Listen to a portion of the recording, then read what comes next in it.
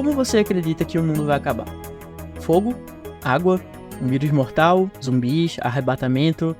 Talvez, movido por essa mesma dúvida, o lendário diretor John Carpenter criou suas próprias versões sobre o fim do mundo. A música Minha Pequena Eva, da banda Eva. Zoeira à parte, hoje a gente vai falar sobre a trilogia do Apocalipse de John Carpenter. São 3 filmes que não são necessariamente uma trilogia, mas eles se encaixam de alguma forma. E eu não tô sozinho. Comigo hoje tá um dos apresentadores do República do Medo, e é muito bom ele estar por aqui, porque se tem uma coisa que ele manja é de alien e de gente psicótica em lugares isolados. Thiago Natário.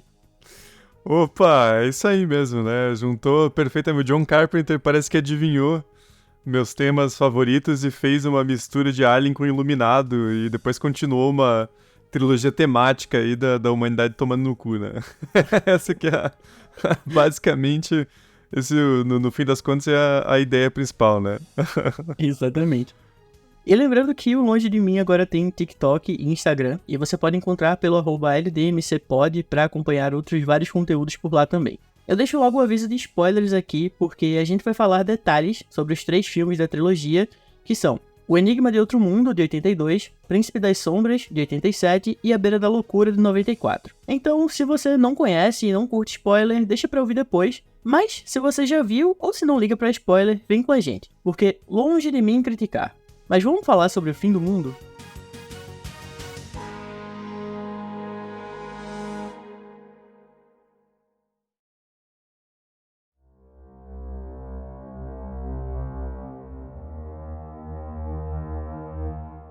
John Carpenter nasceu em janeiro de 48, 3 anos após o fim da Segunda Guerra Mundial, e passou a infância e parte da adolescência sobre a paranoia da Guerra Fria. Além do contexto da guerra, durante a primeira até a terceira série, o professor dele lia a Bíblia na sala de aula, chegando até o Livro das Revelações, mais conhecido como Livro do Apocalipse. Ele falou como ficou impressionado e fascinado com a ideia do fim do mundo, e acabou conseguindo expressar tudo isso, especialmente nesses 3 filmes. Mas ele também já tocava nesse assunto de formas mais amplas, como a Guerra Eterna de Fuga de Nova York, e com a invasão de mundos por seres extraterrestres, como acontece em Eles Vivem. Mas, Thiago, tu lembra qual foi o primeiro filme do Carpenter que tu viu? Putz, cara, essa é muito difícil. Eu acho que não foi Halloween, por incrível que pareça. Foi ou o Enigma de Outro Mundo mesmo, ou foi o Eles Vivem, porque o Eles Vivem é um clássico trecheira dos anos 80, né? Porque é tão ruim que é maravilhoso de bom, né? Muito exagerado, é muito tosco, mas é sensacional.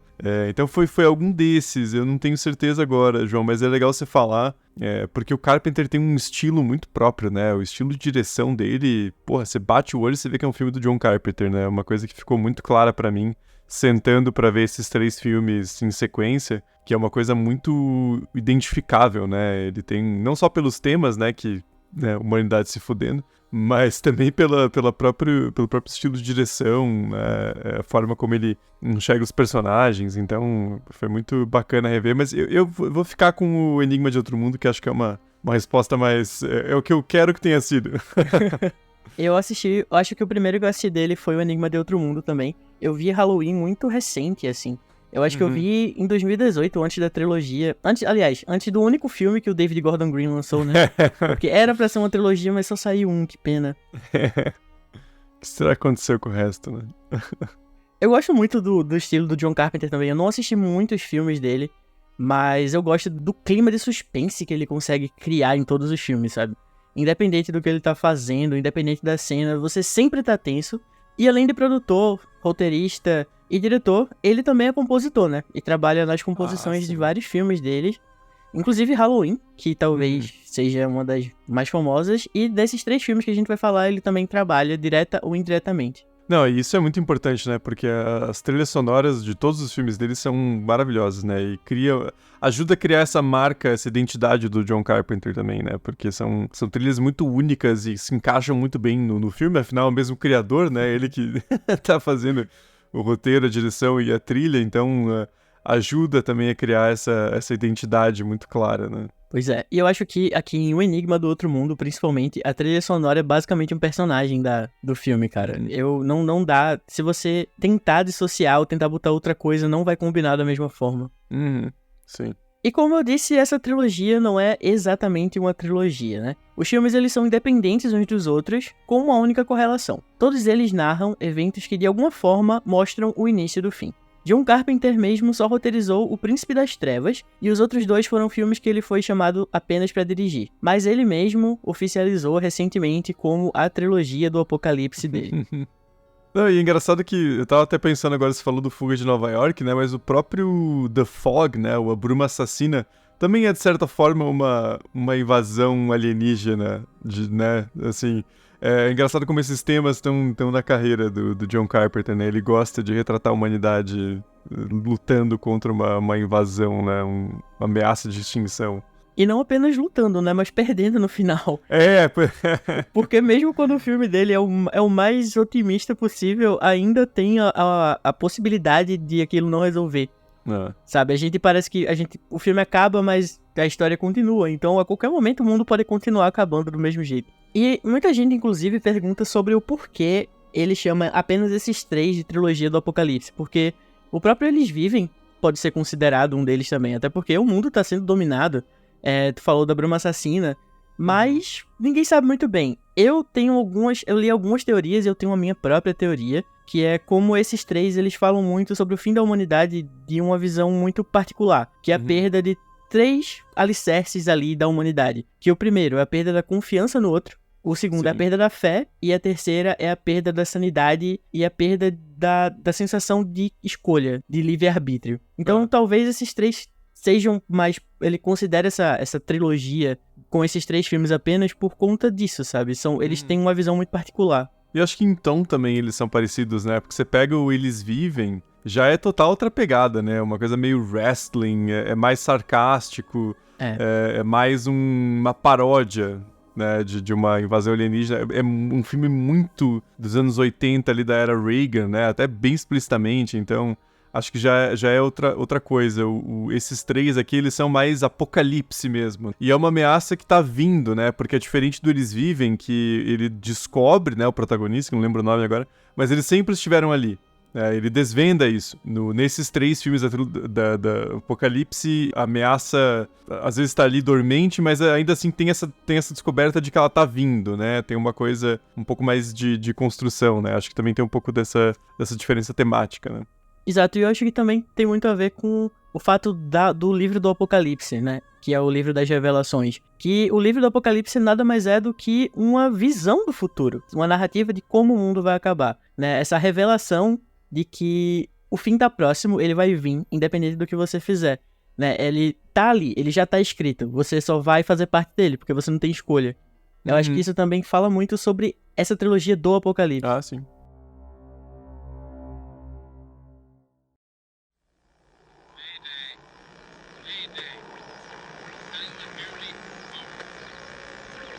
Station 31. You read me? Found something in the ice. We need some help down here. Can anybody hear me? We found something. We found something. We found something. E começando pelo primeiro filme da trilogia, O Enigma de Outro Mundo, do original The Thing, que foi lançado em 1982. Protagonizado por Kurt Russell e Keith Davis, Enigma nos apresenta um grupo de 10 pesquisadores numa instalação na Antártica que se deparam com algo literalmente de outro mundo. A gente tá falando que foi o primeiro filme que tu assistiu. E provavelmente ele deve ter marcado muito, né? Porque deve ter assistido mais novo. Então, é engraçado como ele surge como uma certa cópia de Alien, né, em algum sentido, porque tem uma estrutura muito parecida, mas ele acaba se firmando ali como um filme muito sólido por si só e como um clássico, né, especialmente nessa junção de ficção científica com horror, né, ele explora muito bem, cara, o body horror do filme, os efeitos práticos, nossa, puta que pariu. E é aquele que o final marca muito, né, então o filme inteiro é bom, mas o final acaba dando aquele destaque ainda mais profundo, né? Fala, não, cara, esse filme aqui vai ser lembrado como um dos melhores desse gênero, né? Ele consolida muito. Né? Falou sobre Alien no caso, E ele é baseado, quase um remake, mas não exatamente, de O Monstro do Ártico, que foi lançado em 51, e que é um filme que meio que foi um precursor, ou não precursor, mas um dos primeiros filmes mais famosos dessa leva pós-Hiroshima, né, que é o filme de criatura que você não sabe o que esperar, que fala muito sobre os terrores, né, da Segunda Guerra Mundial. E esse filme, O Monstro do Ártico, ele influenciou outros diretores, inclusive o Ridley Scott, que bebeu um pouco desse tema pra criar Alien, né.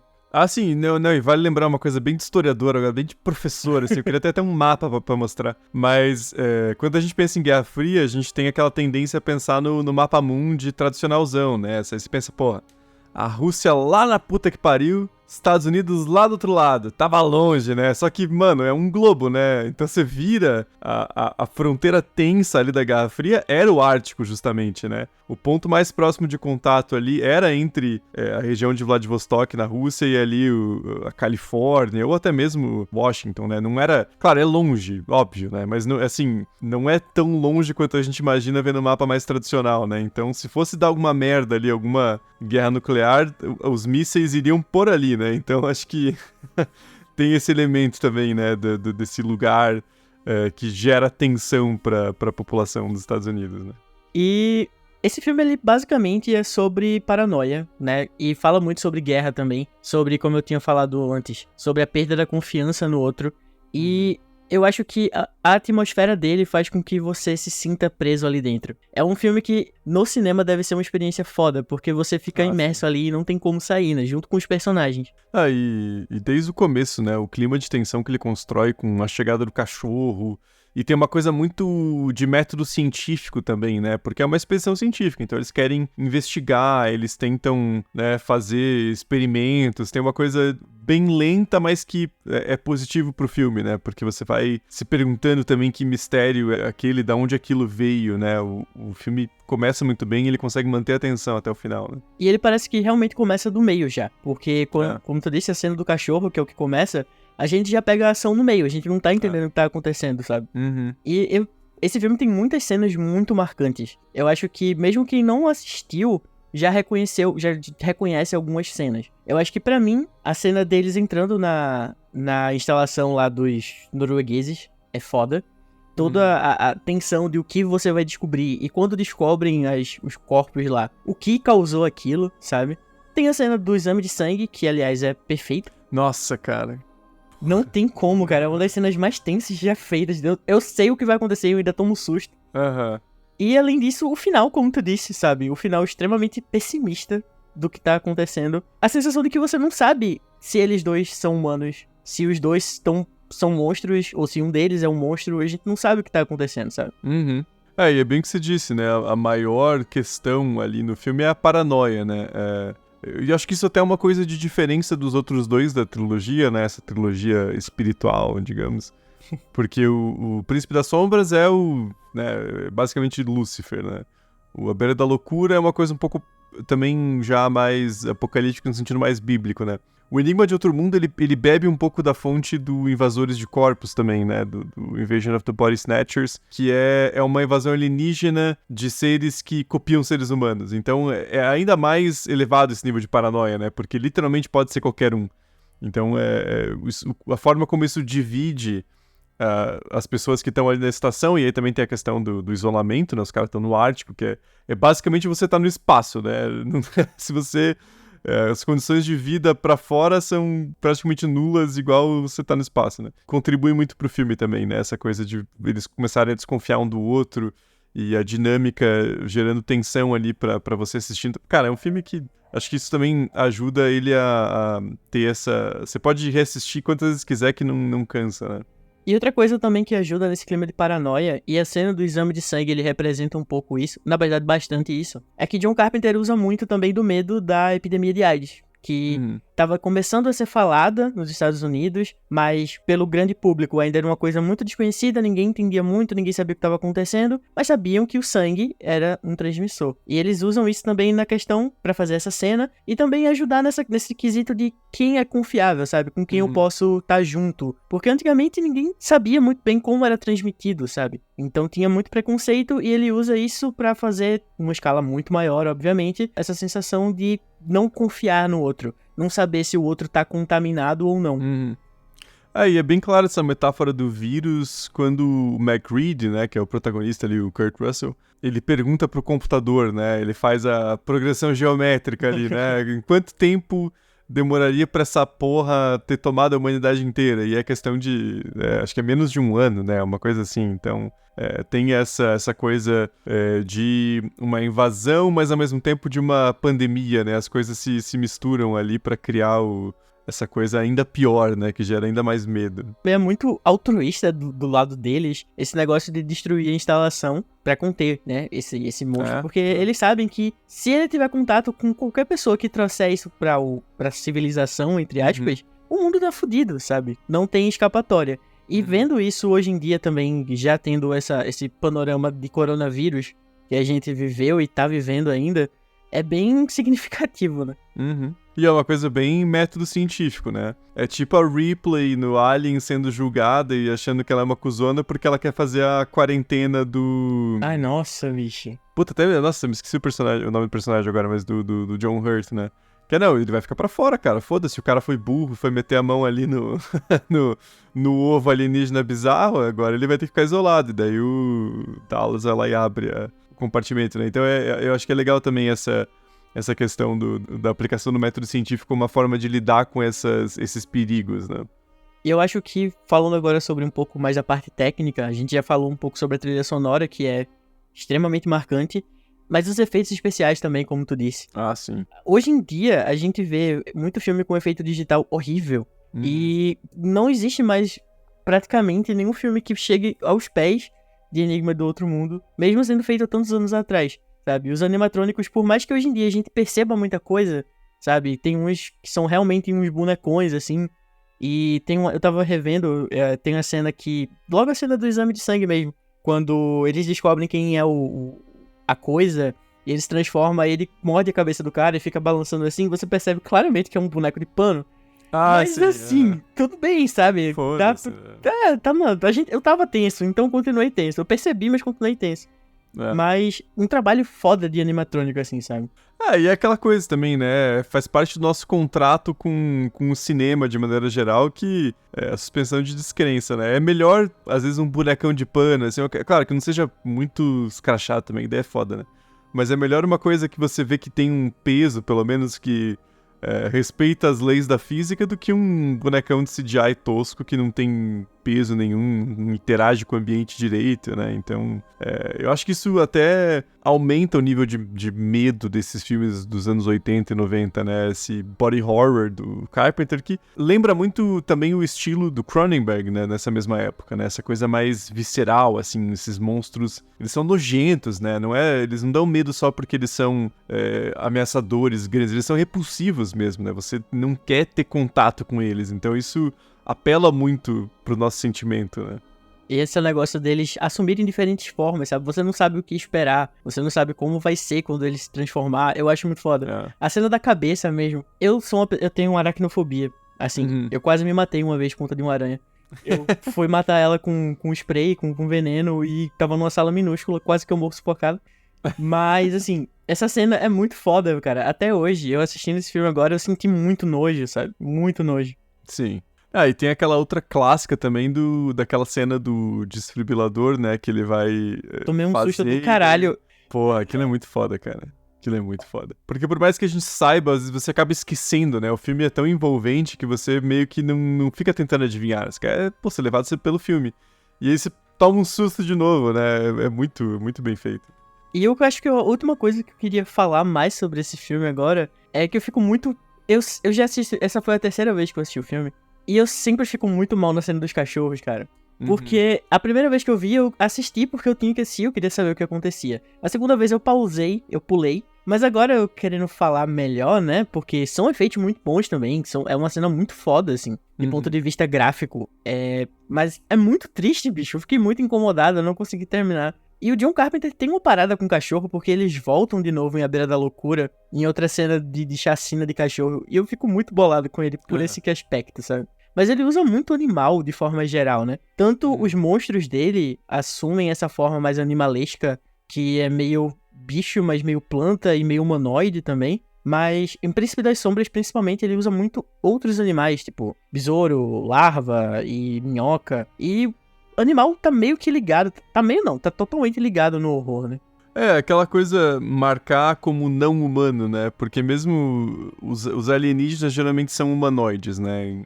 Na ficção científica. Então, quando você pega uma coisa mais bestial, né? Uma coisa que... E no Enigma de Outro Mundo é pior ainda, né? Porque é um alienígena tentando copiar um animal. Então fica aquela coisa grotesca, né? Um meio termo bizarro, assim. Então acho que ele usa muito isso também pra criar esse choque ainda maior, né? Essa sensação de que aquilo não é natural, né? Eu recentemente assisti aquele Ninguém Vai Te Salvar. Não vi ainda. Eu ia falar uma coisa, mas é de spoiler. É meio que spoiler, então eu vou deixar quieto. Não, até eu vi, cara. Pode falar. No quesito de que o filme fala sobre uma invasão alienígena, daqueles seres alienígenas que a gente já conhece, que são os cabeçudinhos cinza e tal. Só que, na verdade, eles não são a invasão de fato, porque eles estão possuídos por outro alienígena dentro deles. É tipo um kiwi cheio de tentáculo que entra na galera e possui a galera. Então, tipo, também vem muito desse negócio de invasores de corpos, sabe? De você não ser quem você é de verdade, sabe? Você tá possuído por algo mais. É tipo o Plankton no Bob Esponja, né? Controlando um... Caralho! Essa veio do fundo, né? A referência foi... Entregando a idade agora. Meus alunos acho que nem sabem o que é Bob Esponja, mas... Ai, nossa, pelo amor de Deus. Eu vi uma menina no TikTok perguntando quem era professor Tibúrcio esses dias. Cara, a idade chega pra todo mundo.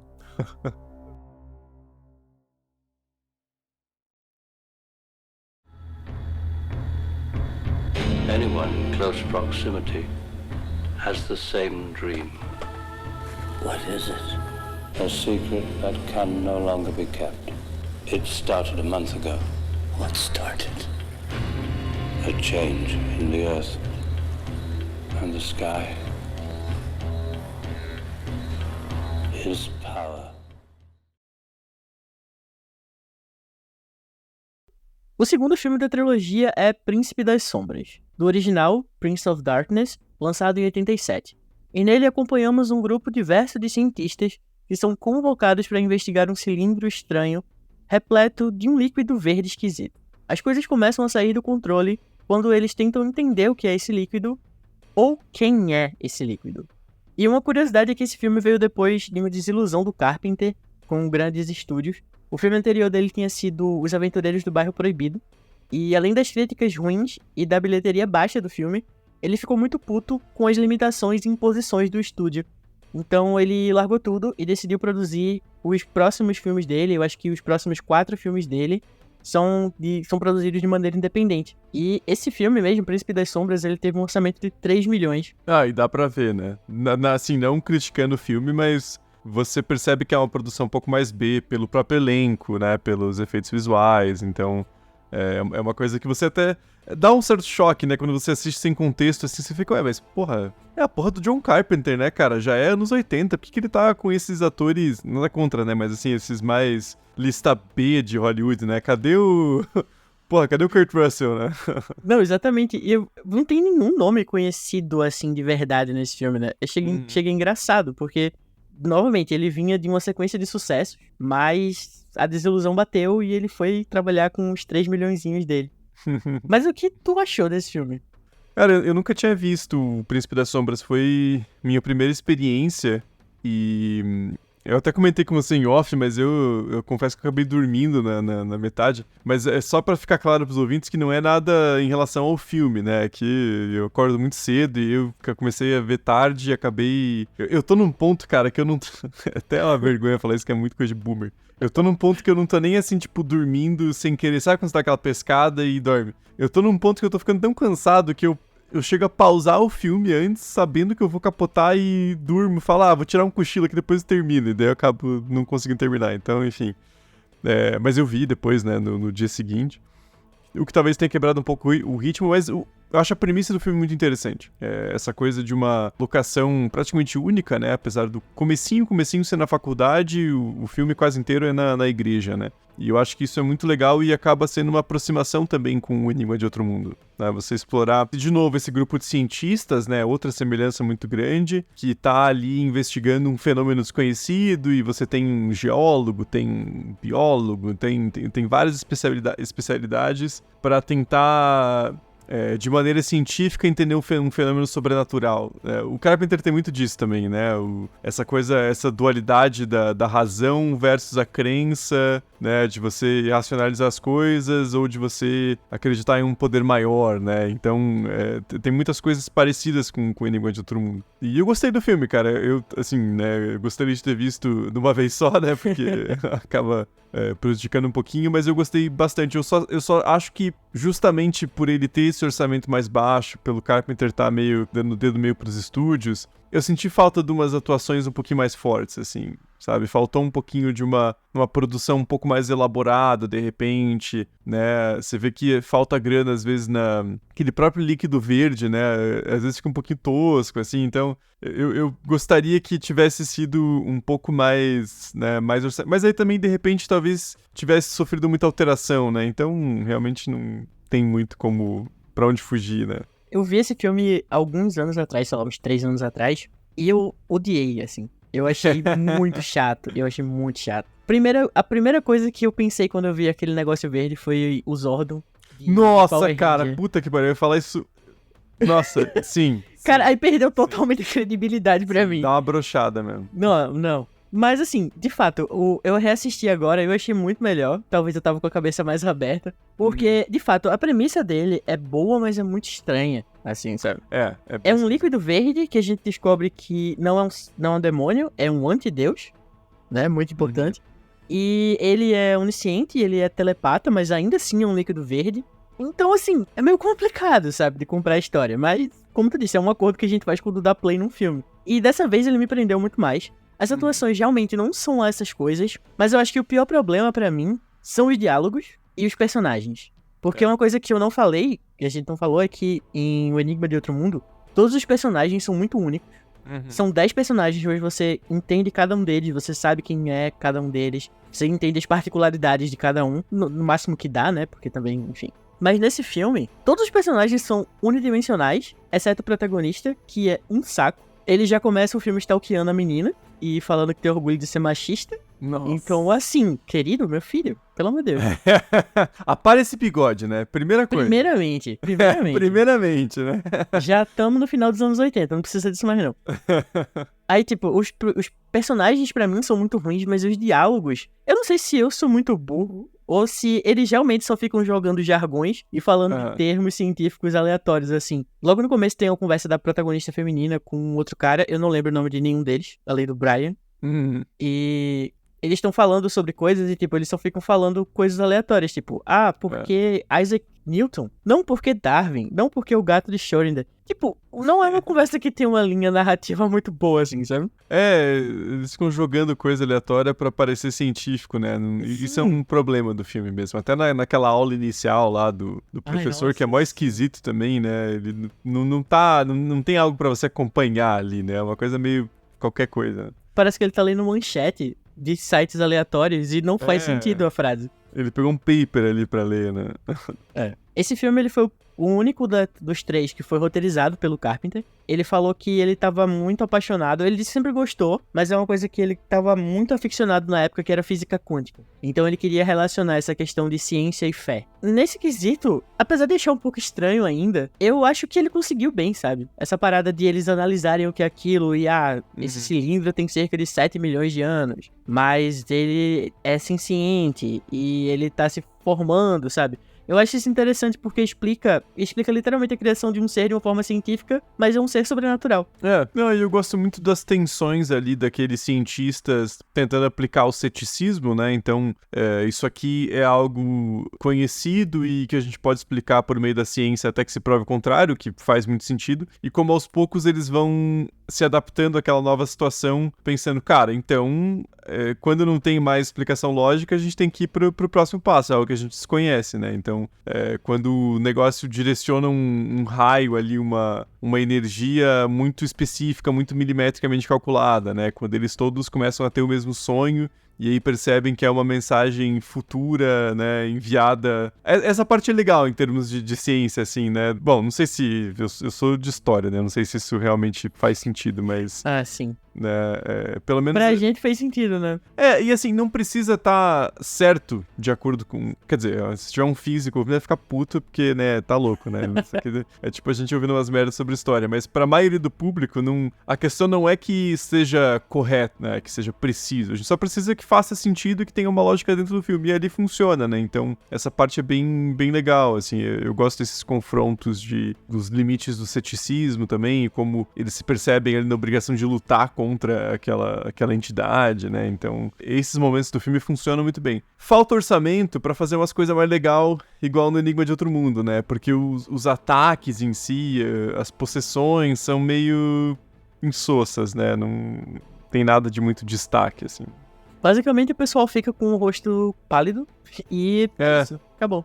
Pois é, meio sem criatividade, né? Eu gosto muito da maquiagem da menina que é possuída lá pelo Zordon, do final, que ela vai virando um anticristo ali. Eu acho muito massa, eu acho muito... Tem profundidade ali a maquiagem dela. Mas de resto, de fato, a gente não tem muitos efeitos maravilhosos. Essa questão da ciência me lembrou um pouco o Exorcista também. Esse negócio de você tenta explicar o máximo possível pela ciência e quando não dá, você tem que dar o braço a torcer e dizer que é sobrenatural, sabe? Esgotar todas as opções, né?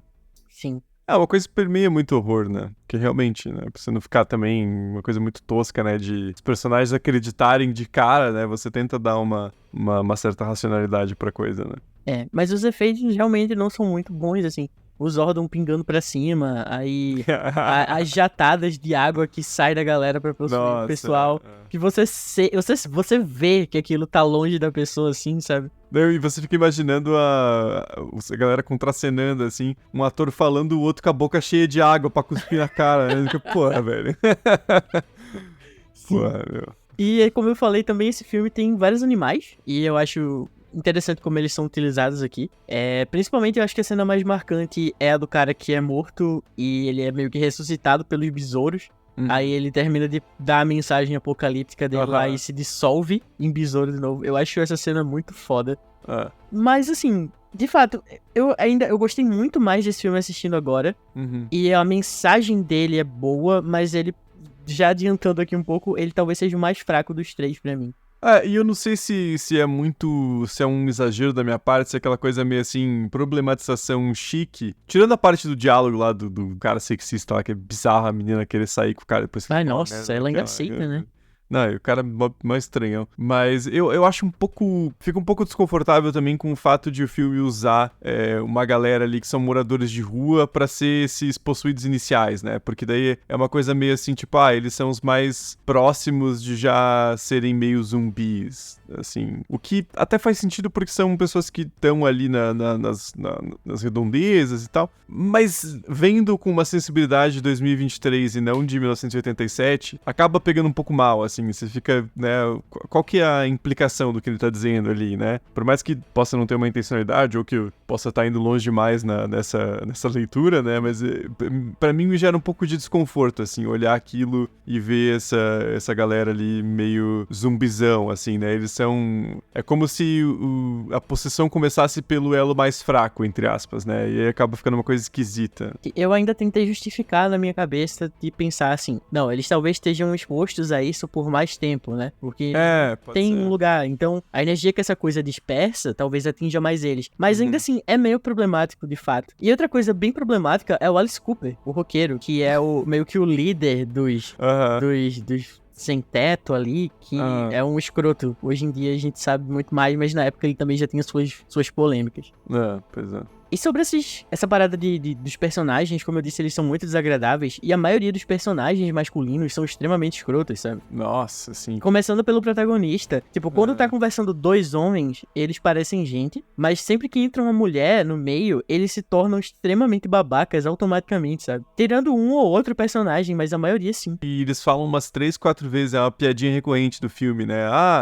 Cadê a Alissa? Ah, quem é Lisa? Ah, é a radiologista de óculos. Ah, então... Ah, mano, sabe? Porra, Sim. John Carpenter, faça-me favor, né, cara? E também aquele outro personagem lá, o Walter. Acho que ele é de ascendência chinesa, né? E ele também só fala merda o filme inteiro, né? Ele é muito babaca, desnecessariamente, assim. Puta, é uma coisa que, claro, tem uma certa distância a ser considerada aí nos 80, mas ainda assim, né, cara? Não dá pra passar muito pano ali, né? Recentemente a gente teve aquele 16 facadas, não sei se tu viu, o Slasher. Não, esse eu não vi, eu vou ver essa semana, então... Não sem vou dar spoilers. spoiler. Eu vou falar só uma coisa, que a menina volta para os anos 80, né? Aham. E é uma coisa que me incomodou. Eu acho importante, mas é tão repetitivo que me incomoda essa parada de sempre apontar as coisas mais erradas, assim, sabe? Tipo, eu entendo você falar de machismo, eu entendo você falar de racismo, porque naquela época a galera não tinha preocupação nenhuma com isso, né? Tinha acabado há pouco tempo a lei Jim Crow, então... Não, e era Reagan, né? Vamos jogar real aqui. É aquela retomada conservadora a todo vapor, quase não, como uma reação, como uma coisa reacionária aos anos 70, né? Então, realmente, anos 80 são um osso nos Estados Unidos. É basicamente aquele meme que tem hoje em dia, dizendo que existem 2 gêneros, que é masculino e lacração, sabe? Era basicamente, a galera vivia nesse meme na época, de fato. Então, eu entendo isso, mas... É muito isso. Eu entendo isso, mas os personagens, eles são muito complicados de torcer por conta dessas coisas, sabe? Ah, e o John Carpenter, a gente tá fazendo episódio sobre filmes dele, tá? Eu gosto muito do estilo dele, mas você já viu o Fuga de Los Angeles? Já. Puta que pariu, cara, que lixo. Não, o filme em si é muito ruim, mas a mensagem política é muito escrota, cara, é muito escrota. Aquele grupo revolucionário lá, uma coisa meio Che Guevara do apocalipse, nossa, cara, medonho, assim, medonho. Ele não costuma fazer continuação, mas as que ele fez não são nada boas, né? Justifica não fazer continuação. Ah, sim. E eu acho que outra coisa que eu queria falar é que sobre essa parada de relacionar esse filme à perda da fé, né? Você perder a fé na religião, a fé em algo mais. Aliás, esse filme fala que Deus é um ser alienígena, né? Eu tinha esquecido disso. Deus é um alienígena e lide com isso como você quiser. Mas esse filme tem uma frase que repercute uma frase que é dita em O Enigma de Outro Mundo. E como eu assisti um depois do outro agora, eu consegui pegar, e é basicamente na mesma minutagem, ali perto dos 40 minutos, que em The Thing falam que confiança é uma coisa difícil esses dias. Então a gente já tá falando sobre o tema do filme, um dos temas do filme, que é a perda de confiança no próximo e você se sentir inseguro em comunidade. E aqui no Príncipe das Sombras, eles falam uma frase muito similar, que é tipo, fé é uma coisa difícil de conseguir esses dias. É a mesma frase, só muda o início, que basicamente fala sobre isso, sabe? Sobre a perda da fé. E eu acho que a gente pode incluir a perda da fé na ciência também, porque os cientistas não conseguem parar esse ser, o antideus, e quando eles recebem a mensagem do longínquo ano de 1999, eles também ainda falam que não tem a tecnologia suficiente para pausar essa coisa. Então, a ciência não vai ajudar, sabe? Eles podem até conseguir entender o que é, de certa forma, mas nem Deus vai te ajudar, porque ele te abandonou, e nem a ciência vai te ajudar, porque ela não consegue compreender aquilo. Tanto a Igreja Católica quanto os cientistas fracassam, né? Isso é uma dinâmica legal do filme. E eu gosto muito do final. Acho que eu não vou nem falar, porque talvez muita gente não tenha visto ainda, mas me pegou desprevenido, assim. Eu tava esperando uma coisa já naquela, puta, nossa, tá meio na cara do que vai acontecer, né? E aí ele dá uma certa virada ali, eu fiquei, eita, porra. Que isso, né? Eu gostei bastante do final. Claro, pessimista, né? Porque essa é a pegada da trilogia, mas eu curti o final.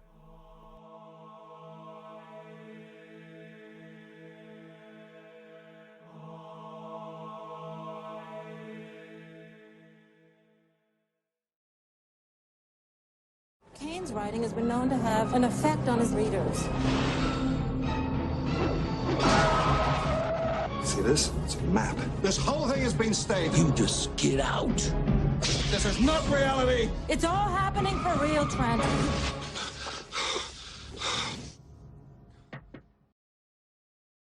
Lançado em 1994, À Beira da Loucura, ou In the Mouth of Madness, é o último longa dessa trilogia e teve um bom orçamento depois de algum tempo. Foi 14 milhões de dólares investido nesse filme. E aqui a gente conhece John Trent, interpretado pelo Sam Neill, que trabalha investigando fraudes. Ele é contratado por uma editora para descobrir o que aconteceu com Sutter Kane, um famoso escritor de horror que precisava entregar o último livro de sua saga, mas acabou desaparecendo. Nessa história altamente metalinguística, a gente vai descobrir junto com o John o que tá por trás desse desaparecimento. O que tu achou desse filme? Aliás, antes disso, eu queria deixar um publi aqui, porque eu escrevi sobre ele no República do Medo. Vou deixar o link aqui na descrição. Mas e o que tu achou desse filme? Cara, eu também não tinha visto. Esse ainda também dormi no meio, mas aí já não tem nada a ver com o filme. A ver com um professor cansado em final de ano, né? Nossa senhora. Chega Natal. Já tô no espírito natalino. Porque eu gosto de Natal, não, porque eu só quero parar de trabalhar, né? Mas, pô, eu gostei bastante, cara. E eu acho que aqui fica muito claro, né? Você falou que o orçamento foi 14 milhões, acho que metade foi pro Sam Neill, né? Porque... Sim. Porra, faz muita diferença, né? Ele carrega muito o filme, né? Diferente do cara do bigodinho lá no Príncipe das Sombras. Ele é muito foda, né? Então a presença dele faz toda a diferença. Ainda que eu acho que falta, por exemplo, a atriz que faz de certa forma, a parceira de investigação dele, né? A Linda Stiles. Eu acho a atriz meio fraca, assim. Não me convenceu em nenhum momento. Então acho que também acaba prejudicando um pouco. Mas por ter o Sam Neill, e ele convence muito em todas as fases, né, do investigador seguro, 100% cético, procurando o esquema, até ele ir se convencendo, porque o negócio é cada vez mais realista, e ele perdendo a sanidade. Então eu acho que muito do filme funcionar e ser melhor do que o Príncipe das Sombras vem da atuação do Sam Neill, que é um puta ator, né? Então você vê como uma atuação qualidade consegue elevar um roteiro e elevar as falas, enfim, funciona muito melhor com ele, né? E ao contrário dos outros dois, esse filme aqui, ele não tem um grupo de protagonistas, né? Então, ele basicamente carrega o filme junto com a outra atriz que faz a Linda. E como eu sou uma pessoa muito iludida, eu sempre arrumo desculpa pras coisas.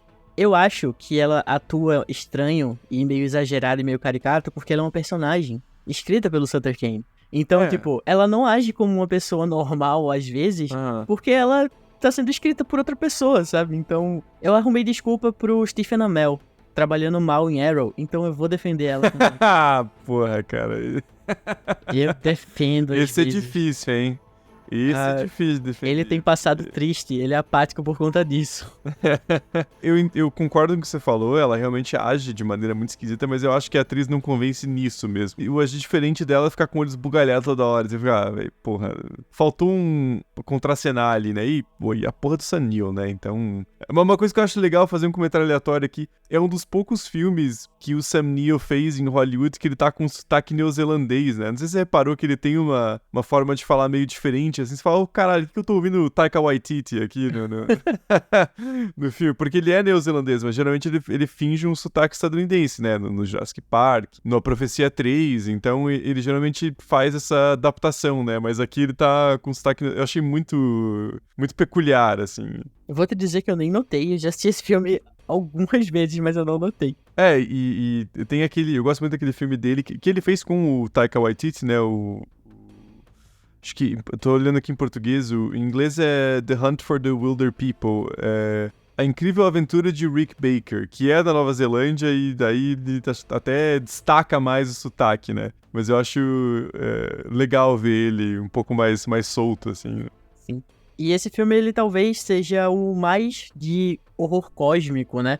Começa já pelo nome em inglês, In the Mouth of Madness, que é muito parecido com At the Mountains of Madness, que é um conto do racista H.P. Lovecraft, e fala muito sobre loucura também, sobre esses seres antigos e incompreensíveis pelo ser humano. E talvez esse filme aqui seja a melhor adaptação de um conto do H.P. Lovecraft, que não é uma adaptação do H.P. Lovecraft. Porque ele leva essa parada do horror cósmico muito bem, eu acho. Essa parada de monstros que você não sabe muito bem o que tá acontecendo, você não consegue literalmente olhar pra eles sem enlouquecer. E essa mistura também da ficção com a realidade, né? Eu gosto muito do personagem central, acho que ele é muito bem desenhado pra explorar o universo da história, né? Porque ele tem essa coisa de tá sempre procurando qual que é o esquema, né? O trabalho dele é descobrir como as pessoas estão fraudando o seguro. Então ele tá sempre mantendo o ceticismo, não porque ele é um homem da ciência, mas porque ele já viu de tudo, né? No sentido de algo que parece crível e na verdade é uma trapaça muito elaborada. E eu gosto muito de como aquele universo de horror, né? A cidadezinha pequena e tal. se manifesta na realidade, né? E o filme é curto também, isso é uma coisa positiva, assim, do John Carpenter, geralmente se segura muito bem, né? 1h30, 1h40 no máximo, né? São filmes bem... que acabam tendo um ritmo muito bom por conta disso também, né? E essa parada dele sempre tá desconfiando das pessoas, ele tá sempre em dúvida. Tem uma fala dele com a Linda quando eles estão no carro, que é tipo ele dizendo que já acabou investigando gente conhecida e ele sabe que as pessoas são capazes de tudo. Mas ao mesmo tempo isso me irrita um pouco nele. Essa parada de você exposto diversas vezes a uma coisa que claramente não é natural e você continuar desacreditando me deixa puto. É só... parece coisa de personagem burro de filme de terror, sabe? Mas ao mesmo tempo... novamente, ele é um personagem, né? Ele é criado pra isso. Ele tem um background de desconfiança muito grande. Então, é explicado, mas ainda é uma coisa que me incomoda um pouco. Vai um pouquinho... A cena que ele tenta sair da cidade e fica voltando pra cidade, mano, não tem... eu peguei a saída errada. Que porra, cara. Aí também não, né? Chega uma hora que daí é só burrice, né? E isso depois de ele ter visto os tentáculos da mulher lá e a Linda se transformando, então... não tem como, cara, não tem como. Mas eu acho esse filme foda em questão metalinguística mesmo, porque a gente acompanha um filme de um personagem que a gente descobre que faz parte de um livro e no final ele é adaptado pra um filme que é o filme que a gente tá assistindo do início. E isso veio antes de Pânico, né? Então não foi uma coisa que tava no auge na época, né? Porque depois disso, depois de Pânico, a metalinguagem se tornou muito popular, digamos assim, na ficção. E eu acho legal também, pensando ali no contexto histórico, né? Tanto o A Beira da Loucura quanto o Príncipe das Sombras também, essa coisa da criminalidade urbana nos anos 80, 90, né? Essa coisa daquela megalópole, seja Manhattan, seja Los Angeles, mas essa coisa suja, barulhenta, perigosa, né? E de novo a paranoia com outros seres humanos, né? Porque o filme já começa com o cara indo pro manicômio, mas uma das primeiras cenas é o editor lá do Sutter Kane tentando matar ele com um machado, né? Então já dá essa coisa de uma epidemia também, que agora não é de um ser alienígena, de um vírus, mas é de uma epidemia de loucura, justamente, né? De pessoas que entraram em contato com aquela obra e fizeram elas perder a sanidade. Então, de novo, essa questão da paranoia, do medo de um outro ser humano, é muito bem explorado no filme, né? O filme, pra mim, ele é bem amarradinho, assim. Eu não consigo ver muitas falhas, porque ele começa com o editor tentando matar ele, e aí depois a gente descobre o motivo, que é porque ele já tinha lido o livro. Mas ao mesmo tempo ele tava louco, e a gente só descobre isso um pouco mais pro final, sabe? Eu acho que ele vai fazendo muito foreshadowing do que vai acontecer, e você só se dá conta quando a coisa chega. Então eu acho o roteiro dele muito bem amarradinho. E eu tava lendo que o John Carpenter, ele aceitou fazer esse filme justamente porque ele disse que era um tipo de horror que ele não via nos cinemas, ou que ele nunca tinha visto um muito bom, que é essa parada de horror sobrenatural, coisa, entre aspas, cósmica. E o roteiro é de um dos sócios da New Line, que produziu o filme. E ele disse que ficou muito puto ainda, porque mesmo sendo um dos produtores, dos sócios da empresa, eles ainda ficaram regulando muita coisa, e principalmente dinheiro. Ele disse que queria fazer muito mais coisa, mas não conseguiu por conta disso. Então, mesmo depois de ter voltado para os grandes estúdios, ele ainda passou muita raiva. E eu acho, novamente, voltando pra parada da metalinguagem, eu gosto muito de toda a parte da cidade, quando a Linda vai se dando conta do que tá acontecendo, sabe? Eu fico pensando a gente como pessoas que gostam de horror, se entrasse numa dessas histórias que a gente assiste, sabe? Como ia reagir, como o cérebro processaria essa parada, porque não deve ser uma coisa muito fácil, né? Você entender que você tá dentro de uma história. E tem uma coisa meio inescapável, né? Tudo que ele fizer já foi previsto pelo autor, porque na verdade ele tá num filme, né? Então, isso gera um desespero muito grande no personagem, que é por isso que ele enlouquece, né? Porque ele já tá... tem as situações todas delimitadas ali, né? E na verdade, eu acho que ele só enlouquece mesmo quando ele vê o filme, sabe? Porque até então ele meio que tava fingindo pra ficar preso, pra ficar seguro, E talvez esse seja o filme que eu mais assisti desses três, porque a princípio eu gostei muito e, novamente, eu gosto muito dessa parada de horror cósmico, mas eu tento sempre não consumir muito Lovecraft por motivos óbvios. Então eu sempre revisito esse filme vez ou outra por conta sabe, ele é uma adaptação de terror cósmico muito boa. As melhores adaptações de Lovecraft não são adaptações de Lovecraft, né? Só pegam a ideia básica e piram com outra coisa melhor, né? Então, acho que o filme segue nessa mesma pegada. E aqui em A Beira da Loucura a gente fala mais sobre o final da confiança em si mesmo, né? Da sua sanidade e do seu livre-arbítrio. Que você não tá fazendo nada além do que já foi predeterminado por outra pessoa. Mas outra coisa que a gente pode falar também, e que eu acho que é bem atual, é sobre essa parada de você perder a noção do que você consome, sabe? Você enlouquecer pelo seu demasiado consumo de alguma coisa, que você acaba literalmente perdendo a sanidade e entrando naquele mundo. Que é uma coisa que a gente falando hoje em dia é bem mais atual, talvez, do que lá em 94.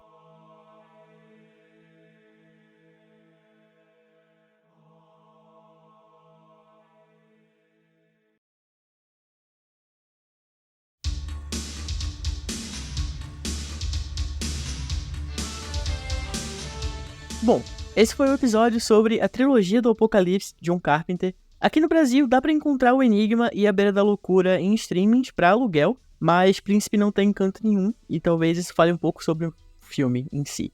Mas eu gostaria de agradecer, Thiago, você por estar aqui. E eu queria que você deixasse uma recomendação de um filme, de um livro ou de uma série, alguma coisa que você acha que todo mundo precisa consumir.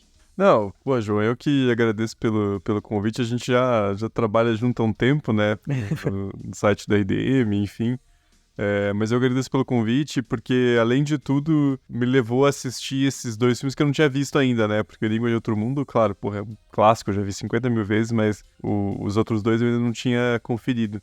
Sobre recomendação, cara, eu não tinha pensado em nada, mas a gente tava conversando um pouco em off no começo. E acho que pra quem não viu ainda A Queda da Casa de Usher, fica a recomendação máxima, porque, puta, é uma série muito boa e acho que encerra com chave de ouro Flanagan verso na Netflix, né? Porque é uma série... De novo, né? Puta, cara, eu adoro minisséries. Eu tô sempre procurando alguma pra assistir, porque eu fico com preguiça, às vezes, de acompanhar...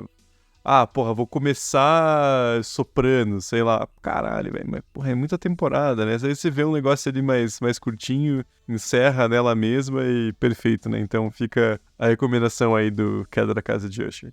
Inclusive eu esqueci de falar que o John Carpenter lançou agora há pouco, né? Ele foi produtor executivo, se eu não me engano, de uma minissérie de True Crime, que é a Suburban Screams. Não chegou no Brasil ainda, mas são 6 episódios. Ele dirige um deles e é produtor também. Então fica aí a dica, caso você queira assistir. E Thiago, onde é que a gente pode te encontrar? Redes sociais, projetos, RDM? Primeiro de tudo, o RDMcast, né? Toda quinta-feira. Cara, e toda vez que eu penso nisso eu me sinto mais velho, porque eu faço parte do RDM desde o final de 2016, de maneira ininterrupta. Então... vai aí 7 anos, né, cara? Pelo amor de Deus. Então tem 400 e poucos episódios pra galera conferir. E toda quinta-feira episódios novos, né? E além disso, eu tenho um blog de cinema também que, assim, eu tento manter atualizado e falho miseravelmente, mas... tem textos antigos, né? Se vocês abrirem a última crítica que tem lá é de Oppenheimer, e chama História em 35mm. Então não garanto nada muito fresco, mas quando eu consigo um tempinho pra ir em cabine de imprensa, eu faço uma crítica geralmente. E aí, redes sociais, o Twitter, @Thiago_Natário, e no Instagram, Thiago.Natário. Mas, de novo, não esperem... não Extremamente low profile. Não sou produtor de conteúdo, não esperem nada, assim, no máximo eu dou uns retweets de vez em quando, posto o RDMcast da semana, não sou muito ativo em redes sociais, é mais o RDMcast mesmo, que é religiosamente toda quinta-feira no ar. Cara, mas 7 anos é basicamente uma graduação e uma pós, hein? Não, pô, é graduação e mestrado já, né, tô indo pro doutorado. Exatamente. Loucura. É isso, obrigado. Novamente, eu falei isso pra Gabi e pro Braga no outro episódio, mas eu sou muito fã do conteúdo de vocês, acho foda. E é isso. Lembrando também que o LDMC tá nas redes sociais, no @LDMCpod, no TikTok e no Instagram. E se você curtiu o episódio, não esquece de indicar pros amigos. E se não curtiu, não esquece de indicar pros inimigos. É isso e até a próxima.